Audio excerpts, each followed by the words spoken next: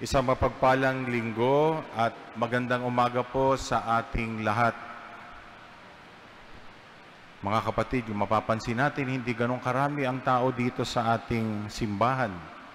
At ito po ay alam natin sapagkat lahat tayo ay apektado. Lahat tayo ay may niraramdaman sa ating mga puso at damdamin na kailangan talagang iparating, lalong-lalo dun sa mga gumawa ng katiwalian sa ating bansa.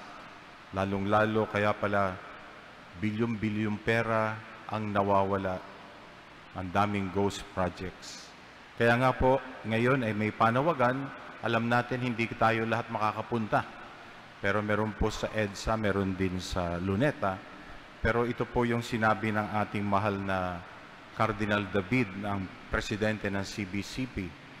Hindi po ito politika, kundi ito ay moral na paninindigan.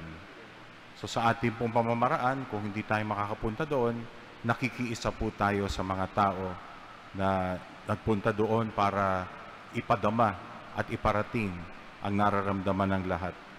Kaya nga po, ito yung panawagan ng ating kardinal at lahat ng obispo, ang pananagutan at transparency sa gitna ng isyu ng katiwalian sa mga flood control projects ng ating pamahalaan. At ito po yung tinawag na Trillion Pera March na idaraos nga ngayong linggong ito. At maganda rin po sinabi ng ating kardinal na mas nakakasama ang pagbaha ng katiwalian kaysa mismong baha dahil ito ay unti-unting lumulunod sa kinabukasan ng ating lipunan, lalong-lalo ating mga kapatid na naghihirap. Aniya, hindi dapat maging pundasyon ng bansa ang katiwalian, kundi ang katarungan at ang paggawa ng kabutihan sa ating kapwa. Kaya nga po, ang ating mga pagbasa ngayong linggong ito ay napapaalala sa atin kung paano dapat tayo magkaroon unang-una ng ugnayan sa ating Diyos at sa ating kapwa. Tugmang paalala ito sa mga nararanasan natin. Sa Ebanghelyo po, sa ating pong pagninilay, dalawa lang bagay po ang aking bibigyan ng focus ngayon. No? Yung paglingkuran, hindi pwedeng paglingkuran ng sabay ang Diyos at ang kayamanan. At ang ikalawa ay tungkol sa pagiging katiwala para hindi ho masyado mahaba ang ating pagninilay.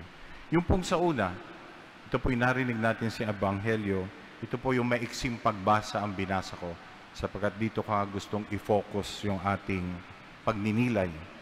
Hindi ninyo mapaglilingkuran ng sabay ang Diyos at ang kayamanan.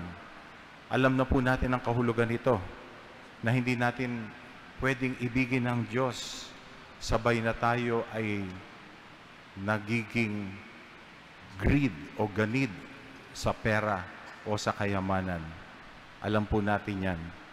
Nangangahulugan din ito na hindi natin maaring ibigin ng Diyos na may pagnanasa sa kayamanan. Hindi ho masama ang kayamanan, hindi po masama ang pera. Pero yung pagiging ganid, pagiging sakim, no? Yung pagnanasa na wala sa lugar, ito po yung nagiging kasamaan ng sa pera. Kaya tingnan po natin sa pagmamahal sa iba, bigyan natin sila ng kanilang kailangan kung tama ang ating pagtingin sa kahalagahan ng pera. Sapagkat ito po pinagkatiwala sa atin ng Diyos. Ang mga iba na ito ay hindi lamang po yung malalapit sa atin. Ang iba na mga ito ay kahit yung mga hindi natin kilala, kahit hindi natin mga kaibigan, pero mga taong nangangailangan, tulad ng mga dukha, mga pulubi, mga estranghero na naging biktima ng mga katiwalian sa ating bansa. Kaya mga kapatid, kung titingnan natin ito, no? Yun lang naman na ang pinapaalala sa atin. Maganda na makita natin, oo nga, no? Ang pera nandyan, hindi natin mapapaganda ang simbahan na ito, itong katedral, kung walang pera. Hindi tayo makakatulong sa kapwa kung wala tayong pera. Kaya kung sa tamang pamamaraan natin gagamitin ang pera, ito ay magiging daan ng kabutihan para sa ating kapwa. Kaya ang umiibig sa Diyos na gumagamit ng pera ayon sa kalooban niya ay para sa may maipatulong sa iba. At ito yung tamang pamamaraan. Kung malayo po ang ating puso sa material na mga ari-arian, mga bagay, maaari nating gamitin ang mga ito bilang isang instrumento. Ibig sabihin, we are not attached to our riches or to material things. Ito po yung sa buhay namin bilang mga reliyoso, ang tawag namin dito ay vow of poverty. Yan po ay ginagawa namin tuwing kami ay nanunumpa. Pero hindi ibig sabihin na magiging dukha kami. Pero yung ibig sabihin po nito ay hindi kami nakalaan sa kayamanan. Na kung ano man na natatanggap namin ay handa naming ibahagi sa iba. Yun po ang malalim na kahulugan ng vow of poverty.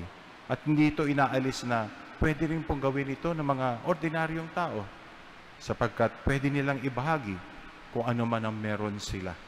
Hindi na natin titingnan kung ano yung sobra. Mas maganda nga daw na merong nakalaan lagi para ibahagi natin sa iba. Pero kung tayo po ay nakadikit o tinatawag nating hindi na natin maiwala yung sarili sa mga pera at kayamanan, tayo po ang magiging kasangkapan ng pera. Sapagkat pag naging Diyos na natin ang pera, malalayo na po tayo sa tunay na Diyos sa buhay natin. Ito ang nagiging baligtad dahil ang ating buhay, kung ganito ang ating pananaw, ay iikot na lamang sa larangan ng pera. At sana po yung mga nakagawa ng ganito, nagkamali sila, yun po yung hinihiling natin, mananagot sila, pero pinagdadasal din natin na sana matanggap nila yung pagkakamali at sila rin ay makapagbago. Pero bago yon, kailangan sila, ay yung tinatawag nating restitution, kailangan ibalik nila ang mga nakaw na yaman para ito'y magamit sa tamang paraan.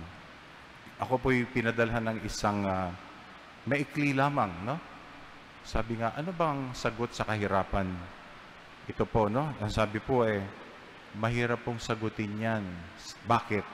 Ang sabi po nung pinadala sa akin, kung edukasyon ang sagot sa kahirapan, bakit yung mga edukado ang nagnanakaw sa kaban ng bayan? Isa po itong malalim na pagninilayan natin. Bakit nga,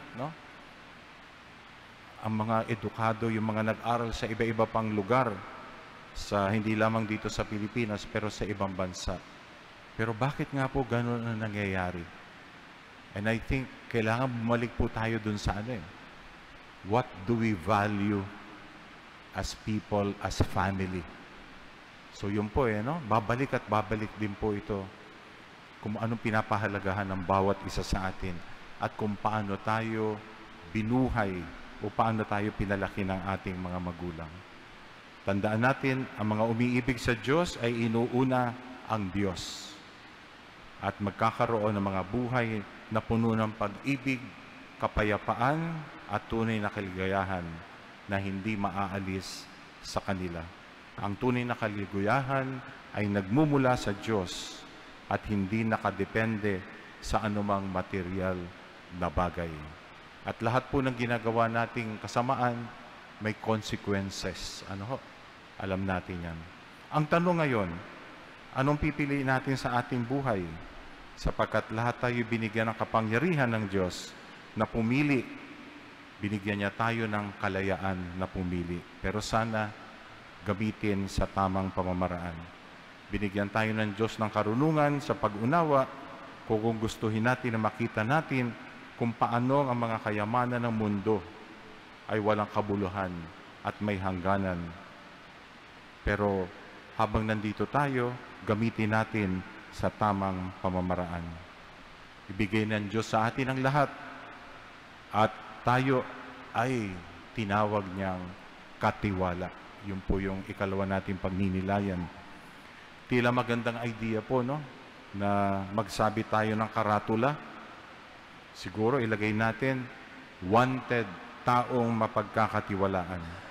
Ito ang kailangan po natin ngayon. Sino ba ang taong mapapagkatiwalaan? Yun ay yung ayon ang kaisipan sa ating Panginoon. Kung titingnan po natin, tiwala. Tapos, yung nangyayari ngayong katiwalian. No? Para pong pinag-ano lang, nirumble lang yung letters, no? Pero ibang-iba na ang kahulugan, no?